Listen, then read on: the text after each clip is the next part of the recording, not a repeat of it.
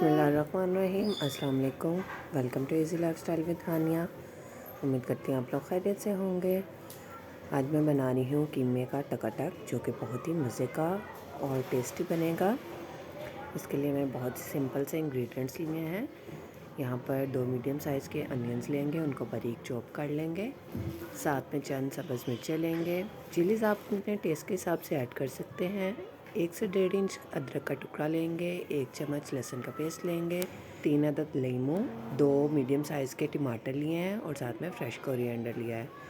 यहाँ पर 750 ग्राम के बराबर बीफ का कीमा यूज़ कर रही हूँ और ऑयल लेंगे। इसके साथ जो मज़ीद मसाले हमें चाहिए उनकी तरफ चलते हैं। यहाँ पर सबसे पहले मैंने लिया है नमक आप अपने टेस्ट के अकॉर्डिंग यूज़ कर सकते हैं। सूखा मिर्च पाउडर लिया है मैंने तकरीबन 1 टेबल स्पून। हल्दी ली है 1 टीस्पून। क्रश चिलीज़ ली हैं 1 टीस्पून। होल गरम मसाला लिया है जिसमें दालचीनी, काली मिर्च, लौंग, सब्ज़ इलायची शामिल है और 1 अदद मोटी इलायची भी ली है। इसके साथ ज़ीरा चाहिए होगा 1 टीस्पून के बराबर और कोरिएंडर पाउडर लेंगे 1 टीस्पून। इसके साथ ये जो ग्रीन चिलीज़, अदरक और टमाटर थे इनको मैंने बारीक चॉप कर लिया है। साथ में हमें 1 कप के बराबर दही चाहिए होगा। चलिए इसको बनाना स्टार्ट करते हैं। बिस्मिल्लाहिर्रहमानिर्रहीम। एक पैन लेंगे, उसमें सबसे पहले हम ऑयल शामिल करेंगे। तकरीबन 1 कप के बराबर इसमें ऑयल शामिल करेंगे। इसको थोड़ा सा गर्म होने देंगे। अब इसमें लहसुन का पेस्ट शामिल कर देंगे और इसको लाइट ब्राउन होने तक फ्राई करेंगे। नए आने वालों से रिक्वेस्ट है कि चैनल को सब्सक्राइब कर दें और साथ में लगे बेल आइकन को ज़रूर प्रेस करें ताकि आपको मेरी हर नए आने वाली वीडियो सबसे पहले मिल सके। यहाँ पर लहसुन का कलर चेंज हो रहा है, लाइट पिंक होने तक हम इसको फ्राई करेंगे। यहाँ पर लहसुन का कलर चेंज हो गया है, इसमें अब हम कीमा शामिल कर देंगे। बिस्मिल्लाहिर्रहमानिर्रहीम। इसको तकरीबन 5 से 8 मिनट के लिए हम मीडियम फ्लेम पर फ्राई करेंगे। आप इस वीडियो का एंड तक देखिएगा और स्टेप बाय स्टेप इसको फॉलो कीजिएगा। इंशाल्लाह आपका ये जो कीमा है बहुत ही ज़बरदस्त बनेगा। यहाँ पर कीमे ने पानी छोड़ दिया है, इसका पानी ड्राई होने तक हम इसको फ्राई करेंगे। अब इसका पानी ड्राई हो गया है और ये अच्छे से भुन चुका है। अब हम इसमें मज़ीद मसाले ऐड करेंगे। सबसे पहले इसमें ज़ीरा शामिल कर रही हूँ। होल गरम मसाला ऐड करेंगे। इसको अच्छे से मिक्स कर लेंगे।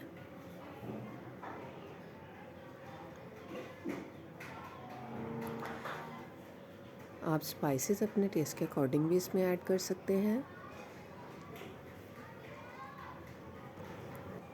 अब इसमें मैं पानी शामिल करूँगी। पानी शामिल करने के बाद इसमें बाकी जो ड्राई मसाले थे वो ऐड कर देंगे और इसको कुक होने के लिए रख देंगे। 10 से 12 मिनट के लिए हम इसको कुक करेंगे। अच्छे से इसको मिक्स कर देंगे और फिर कवर करके कुक होने के लिए रख देंगे। फ्लेम आपने मीडियम लो के दरमियान रखना है। इसका पानी ड्राई होने तक अब हम इसको कुक करेंगे।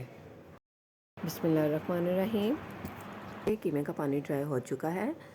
अब इसका नेक्स्ट स्टेप देखते हैं।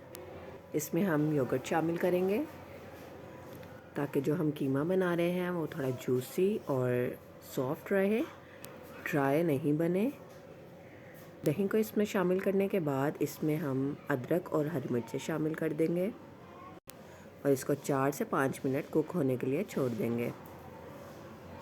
दही ने पानी छोड़ना स्टार्ट कर दिया है। इसके पानी ड्राई होने तक अब हम इसको कुक करेंगे।